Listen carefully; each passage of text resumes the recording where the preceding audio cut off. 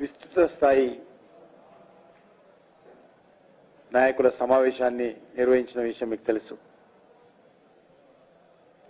ఈరోజు మరింత వివరంగా చర్చించి కార్యాచరణ ప్రణాళిక రూపొందించడం కోసం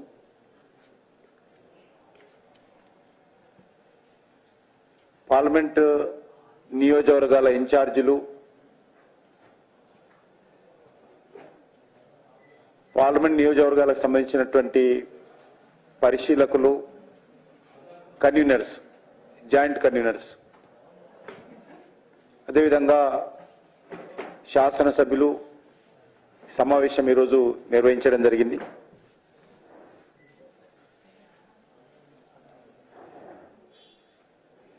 ఈ సమావేశంలో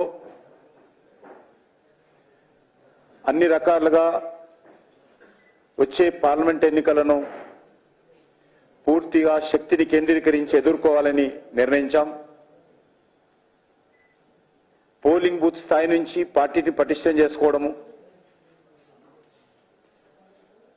శాసనసభ ఎన్నికల్లో పోలింగ్ బూత్ వారిగా వచ్చినటువంటి ఓట్లను సమీక్షించుకొని రానున్నటువంటి పార్లమెంట్ ఎన్నికలకు పార్టీ యంత్రాంగాన్ని పూర్తి స్థాయిలో సంసిద్ధం చేయడం, అదేవిధంగా పార్టీలో పెద్ద ఎత్తున గ్రామ స్థాయిలో, మండల స్థాయిలో ఉన్నటువంటి యువతను చేర్పించేటువంటి కార్యక్రమం చేయడం ప్రధానంగా ఈరోజు చర్చించడం జరిగింది. పెద్ద ఎత్తున యువత దేశంతో పాటు తెలంగాణ రాష్ట్రంలో కూడా నరేంద్ర మోడీ గారి నాయకత్వంలో మూడోసారి కేంద్ర ప్రభుత్వం అధికారంలో రావాలని, బీజేపీ అధికారంలో రావాలని కోరుతున్న విషయం అందరికీ తెలిసిందే. అందుకే చాలా పెద్ద ఎత్తున యువత ఈమెయిల్స్ ద్వారా, వాట్సాప్ల ద్వారా, సోషల్ మీడియాల ద్వారా బీజేపీకి పనిచేస్తామని, బీజేపీలో చేరడానికి సిద్ధంగా ఉన్నామని చాలా మంది సందేశాలు పంపిస్తా ఉన్నారు. అదేవిధంగా మేము గ్రామాల్లో వెళ్తున్నప్పుడు మా పార్టీ నాయకులు పెద్ద ఎత్తున అన్ని వర్గాల యువత బీజేపీ వెంట నడవడానికి సిద్ధంగా ఉన్నది. ఈ స్పందనను దృష్టిలో పెట్టుకొని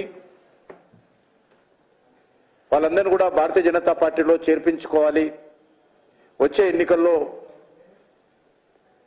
వాళ్ళ యొక్క మద్దతు కూడగట్టాలని ఈరోజు జరిగినటువంటి సమావేశంలో నిర్ణయించుకున్నాం. దానికి సంబంధించి కూడా అన్ని రకాలుగా ఏర్పాట్లు చేస్తా ఉన్నాం. అంతేకాకుండా కొంతమంది పెద్దలు, పార్టీ శాసనసభ్యులు వీళ్ళందరినీ కూడా వివిధ పార్లమెంట్ నియోజకవర్గాలకు ఇన్ఛార్జీలుగా కూడా నియమించడం జరిగింది.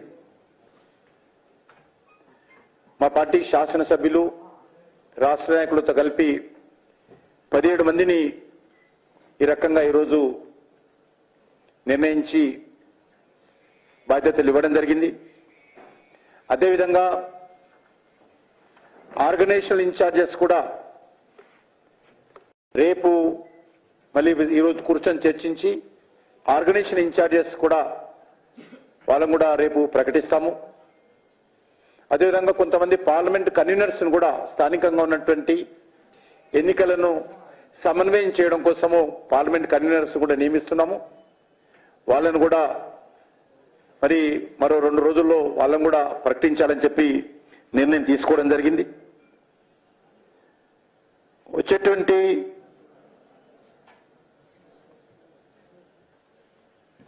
ఎన్నికలను దృష్టిలో పెట్టుకొని పార్టీ నాయకత్వం అంతా కూడా విస్తృతంగా మండలాల వారీగా, గ్రామాల వారీగా పర్యటించాలని చెప్పి నిర్ణయం తీసుకున్నాం. దానికి సంబంధించినటువంటి కార్యాచరణ ప్రణాళిక రూపొందిస్తా ఉన్నాం.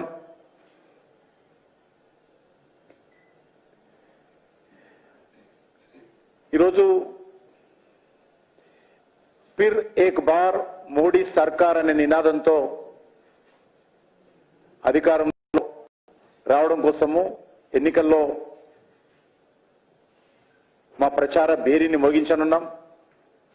సంక్రాంతి తర్వాత ఈ యొక్క ఎన్నికల ప్రచార కార్యక్రమానికి జాతీయ స్థాయిలో శ్రీకారం చుడతారు. తెలంగాణలో కూడా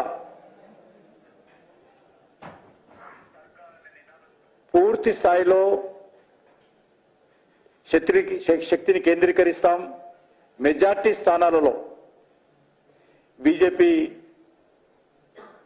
గెలవనున్నది. ఎందుకంటే ఈరోజు ప్రధానమైనటువంటి పోటీ కాంగ్రెస్ కు భారతీయ జనతా పార్టీకి ఉంటుందని అంచనా వేస్తా ఉన్నాం. ఎందుకంటే వచ్చే పార్లమెంట్ ఎన్నికల్లో కానీ భవిష్యత్తు తెలంగాణ రాజకీయాల్లో కానీ టీఆర్ఎస్ పార్టీ ఇర్రెలెవెంట్ పార్టీ అవుతుంది. టీఆర్ఎస్ పార్టీ లేక బీఆర్ఎస్ పార్టీ కేసీఆర్ కుటుంబం యొక్క ఆవశ్యకత తెలంగాణకు అవసరం లేదు. కాబట్టి ఈరోజు ఉన్నటువంటి రాజకీయ పరిస్థితుల దృష్టిలో కాంగ్రెస్ పోటీ తోటే ప్రధానంగా ఉండేటువంటి అవకాశం ఉంటుందని మేము అంచనా వేస్తున్నాం.